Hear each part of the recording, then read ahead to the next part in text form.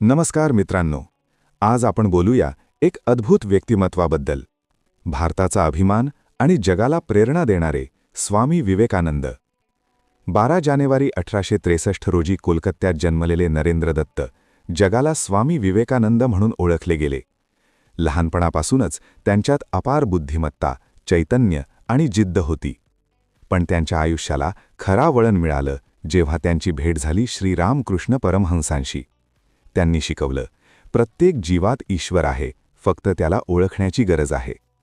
1893 मध्ये शिकागो येथील world parliament of रिलिजन्समध्ये स्वामीजींनी केलेलं ते आगळं वेगळं भाषण, sisters and brothers of America या शब्दांनी सभागृह दणाणून गेले. जगाने भारताकडे नव्या नजरेने पाहायला सुरुवात केली. स्वामीजींनी दाखवून दिलं, भारत फक्त आध्यात्मिक नाही तर बौद्धिकदृष्ट्याही महासत्ता आहे. त्यांचं मुख्य संदेश शक्ती, श्रद्धा आणि आत्मविश्वास.